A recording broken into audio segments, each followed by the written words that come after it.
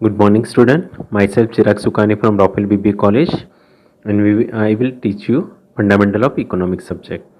And we will continue our chapter, that is demand analysis. So today in this session we will discuss about the law of demand. That is मांगनो नियम बोलते हैं ना, हम लोग Hindi medium Gujarati medium वाले भी पढ़े होंगे. That is मांगनो नियम सूच है. So in this session we will discuss about the law of demand. So first of all, what is law of demand? You already learned. Now, the law of demand state functional relationship between price of the product and its demand. ये किसके बीच में relationship दिखाता है? It shows a relationship between price of the product and it's quantity demand. And this relationship is what? Inverse relationship. Inverse means what? Negative relationship, indirect relationship. It means rise in price of the product leads to fall in its demand, and fall in price leads to rise in its demand. आया समझ में? So law of demand shows relationship between price of the product and quantity demanded, and this relationship is what? Inverse relationship, negative relationship, indirect relationship. It means जैसे price of the product increase होगा तो demand decrease होगा, and price decrease होगा तो demand increase होगा. अभी आप देखो उसके बीच में रिलेशनशिप क्या हुआ? इनडायरेक्ट हुआ ना, एक बढ़ा तो दूसरा कम हुआ, एक प्राइस कम हुआ तो डिमांड इंक्रीज हुआ. That is what? Inverse relationship, negative relationship. आया समझ में? सो लॉ ऑफ डिमांड क्या दिखाता है?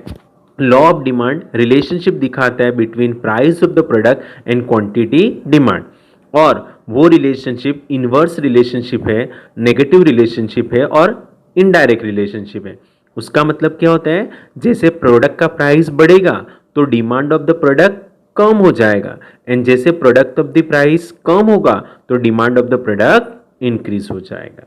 Clear? This is what law of demand. Now the statement of the law of demand. ये स्टेटमेंट अच्छे से याद रखना है. That is what? Statement of the law of demand. Now statement says that other factors remaining constant with fall in price demand expand, and with rise in price demand contracts. so यहाँ पे term word याद रखना है कि price fall, fall in price, तो demand expand, expand यानी बढ़ना, but यहाँ पे वर्ड यूज करना एक्सपांड, नहीं कि इंक्रीज और rise. Clear? So expand word use करना. And with price, price increase, with rise in price demand contracts. आया समझ में? So other factors remaining constant मतलब, other factors remaining constant means what? जो हम लोग ने आगे अर्लियर वीडियो में देखा ना, determinants of demand. So price के अलावा हर एक factors remaining constant, that is income of the consumer constant, taste and preferences remaining constant, price of related goods constant, demographic constant, expectation constant, okay, income inequality constant, credit facility constant, सब same constant यानी stable, वो change नहीं होना चाहिए. So price के अलावा other factors remaining constant. So law of demand क्या बोलता है कि fall in price leads to expansion in demand, कि fall in price demand expand, and with rise in price demand contracts. Contracts मतलब संकोचना, कम होना, संकोचना बोलते हैं, और एक्सपांड मतलब फैलाना. ओके, सो जैसे प्राइस कम होगा, फॉल इन प्राइस, डिमांड बढ़ेगा, एक्सपांशन होगा, एंड जैसे rise in price demand contracts होगा. This is what? Statement of the law. So statement में ये पार्ट्स होना ही चाहिए कि कब लॉ यूज होगा, लॉ कब ऑपरेट होगा? When other factors remaining constant. When other factors remaining constant, price कम होगा, डिमांड एक्सपांड होगा, एंड प्राइस बढ़ेगा तो डिमांड कॉन्ट्रैक्ट होगा. This is what? Statement of the law. Now the law of demand can be illustrate with the help of demand schedule and the demand curve. Okay, so law of demand को आपको explain करना है with the help of demand schedule and the demand curve. So first of all, what is demand schedule? So demand schedule shows tabular form of price of the product and quantity demand. यानी law of demand तो price and demand के बीच में relationship दिखाता है. So price and quantity demand को जो table form में प्रेजेंट करेगा, this is called as what demand schedule. So demand schedule is nothing but tabular representation of price of the product and quantity demanded. Okay, it means price of the product and quantity demanded which is shown in a table form, that is called as what demand schedule. तो आपको यहाँ पे एक hypothetical example दिखेगा कि price of the product x in rupees and quantity demand of product x in unit. It means when the, ये hypothetical example है, when product का प्राइस 5 रुपीज था, वो टाइम पे डिमांड कितना था 10 यूनिट्स. नाउ जैसे प्राइस कम हुआ 5 से 4, प्राइस फॉल हुआ, तो डिमांड को आपको क्या करना है, एक्सपांड करना है. With fall in price demand expand, with fall in price demand expand, with fall in price demand expand. आया समझ में? So demand schedule is what, it is a tabular form of price of the product and quantity demanded. So ये हम लोग ने hypothetical example पढ़ा. Clear? Now next is what, demand curve. कि with जो भी हम लोग ने शेड्यूल पढ़ा उसका अकॉर्डिंगली आपको क्या ड्रॉ करना है, demand curve. Clear? So first of all what is demand curve? So demand curve is what, locus of point showing various alternative price quantity combination. यानी it shows quantities of a product which a consumer would buy at a different prices per unit of time. So जो ये demand curve, कि demand curve ऐसा जाता है. सो demand curve कैसे बनता है, पॉइंट से बनता है, लोकस ऑफ पॉइंट्स. तो आपको यहां पे दिख रहा होगा कि point A, point B, point C, point D, point E, that is what locus of point shows various alternative price quantity combination. It means कि पॉइंट ए पे आपको क्या दिख रहा है, 5 रुपीज पर price and 10 quantity demand. Clear? B पे क्या दिख रहा है, 4 प्राइस एंड 15 डिमांड. 3 सी पे क्या दिख रहा है, 3 rupees price and 20 units demand. D पे क्या दिख रहा है, 2 rupees price and 25 units of demand. And E पे क्या दिख रहा है, 1 rupees price and 30 units of demand. So demand curve क्या है, it is a locus of point which shows alternative price quantity combination. Okay, and it shows quantities of a product which a consumer would buy at a different prices. Clear? So demand curve diagram क्या दिखाता है, एक particular point दिखाता है. Okay, और वो point पे price and quantity का combination दिखाता है. यानी particular point पे कंज्यूमर्स कितने प्राइस पे कितनी क्वांटिटी डिमांड करता है, ये डिमांड कर्व दिखाता है. ओके, सो डिमांड कर्व हम लोग ने यहां पे ड्रॉ किया कि on X axis quantity demand and Y axis पे प्राइस. क्लियर? एक्स एक्स पे क्या दिख रहा है, quantity demand and Y X पे क्या दिख रहा है, प्राइस. नाउ ये आपका हाइपोथेटिकल इलस्ट्रेशन था. सो वाई एक्स पे प्राइस, सो प्राइस कितनी थी, 1 2 3 4 5 एंड डिमांड क्या था, 10 15 20 25 इंटू 20 25 एंड द 30. सो जैसे हम लोग ने उसको कंबाइन किया, ओके, सो हमारा डिमांड कर्व कैसे बना, it is a downward slope. That is what D D is what demand curve.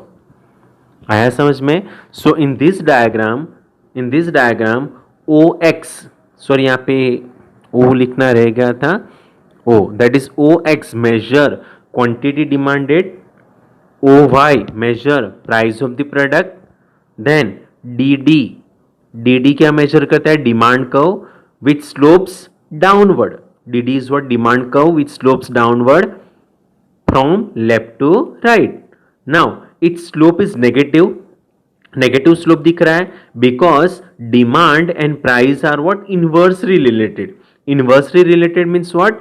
If price falls, then demand increase, and if price increase, then the demand decreases. That is what inverse relationship or negative relationship. That is why demand curve always slopes downward from left to right. आया समझ में? सो ये हम लोग का complete हुआ law of demand. Now it should be noted that कि each and every law is based on certain assumptions, कि लॉ किसके ऊपर डिपेंड है, each and every law is based on certain assumptions, यानी वी हैव टू एज्यूम, हम लोग को धारणा करनी पड़ती है कि ये होगा तो ही ये होगा, ऐसा, that is called as what, assumptions to the law of demand. और लॉ ऑफ डिमांड में ऑलवेज एजम्पशंस आपको लिखना है। और अपने लॉ ऑफ डिमांड का स्टेटमेंट पढ़ा, that is other factors remaining constant, कि it is assume that other factors remaining constant, this is what assumption, कि जितने भी अदर फैक्टर्स रिमेनिंग कांस्टेंट है ना, वो सब क्या है, एजम्पशंस है। आया समझ में? So it is assume other factors remaining constant, this is what assumptions of the law of demand. In short, price के अलावा जितने भी फैक्टर्स है इट मस्ट रिमेन कांस्टेंट, ये हमारी एजम्पशंस होना चाहिए लॉ ऑफ डिमांड में। सो लॉ ऑफ डिमांड का एजम्पशंस क्या हुआ, आपको पॉइंट अगर पता होगा ना तो आप आराम से एजम्पशंस लिख पाओगे। That is consumers income must remain constant, ये कांस्टेंट होना ही चाहिए। नाउ ये क्यों ऐसा होता है कि अगर कंज्यूमर्स का इनकम चेंज हुआ तो लॉ अप्लाई नहीं होगा। हमारा लॉ क्या बोलता है, प्राइस कम होने से डिमांड बढ़ना चाहिए एंड प्राइस बढ़ने से डिमांड कम होनी चाहिए, ये हमारा लॉ। अभी अब एज्यूम करो कि कंज्यूमर्स का इनकम चेंज हो गया, कांस्टेंट नहीं रहा, चेंज हुआ, तो क्या होगा, से एग्जांपल कंज्यूमर्स का इनकम लो हो गया, तो रिजल्ट क्या होगा, प्राइस कम होगी ना तो भी डिमांड क्या होगी, कम हो जाएगी। प्राइस कम होगी तो भी डिमांड क्या हो जाएगा, कम हो जाएगा। सो हमारा लॉ ऑफ डिमांड अप्लाई नहीं होगा, बिकॉज कंज्यूमर्स का इनकम कम हुआ तो कंज्यूमर्स के पास तो पैसा कम बचेगा, सो डिमांड वो नहीं कर पाएगा। सो प्राइस कम हुआ तो भी डिमांड कम हो जाएगा। आया समझ में? एंड दूसरा क्या बोलता है, प्राइस बढ़ने से डिमांड कम होनी चाहिए।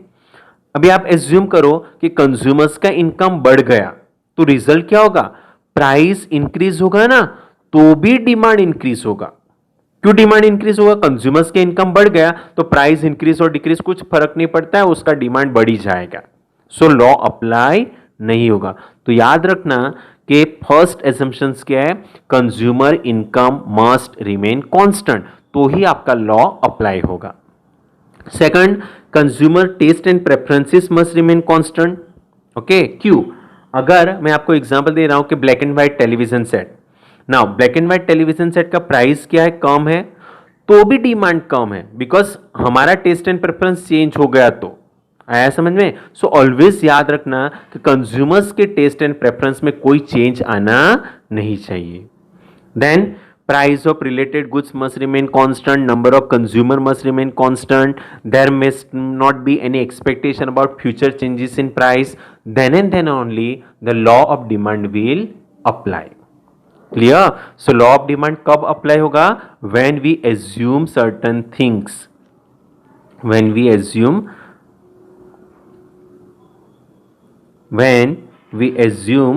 certain things कि ये फैक्टर्स कांस्टेंट रहेगा। तो इन शॉर्ट, प्राइस के अलावा all the factors which affect demand must remain constant. This is what assumptions to the law of demand. Clear? Now next, characteristics of the law of demand. Now first characteristics is that the relationship between price of the product and its quantity demand is what, inverse relationship. So first characteristics क्या हुआ, that is inverse relationship. Okay, law of demand में first पे characteristics is what, inverse relationship. क्यों? कि in law of demand price of the product and quantity demanded is what, inverse. क्यों? With fall in price demand expand, with rise in price demand contracts. That is price कम होने से demand बढ़ेगा and price बढ़ने से demand कम होगा, that is what, inverse relationship. Clear? Second, in law of demand price is independent variable and demand is dependent variable. That means what? कि it is because of change in price demand changes and not change in price, change in demand that price changes. Okay, so law of demand में price independent variable है और demand dependent variable है। उसका मतलब क्या हुआ, price of the product change हुआ तो demand of the product change हुआ, नहीं कि demand of the product change हुआ एंड प्राइस में चेंज आया। इसीलिए बोला जाता है कि in law of demand price is independent variable and demand is dependent variable.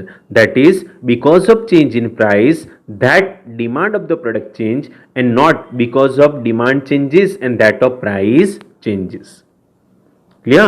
And third characteristics, the law of demand assume that all other factors affecting demand except price remaining the same, यानी price के अलावा जितने भी other factors है it must remain constant. Clear? So these are the three characteristics of the law of demand. Clear? So हम लोग यहाँ पे अभी स्टॉप करते हैं. सो नेक्स्ट वीडियो में हम लोग पढ़ेंगे exceptions of the law of demand. That is what मांगना अपवाद बोलते हैं ना, exceptions to the law of demand. Clear? Now bye, take care.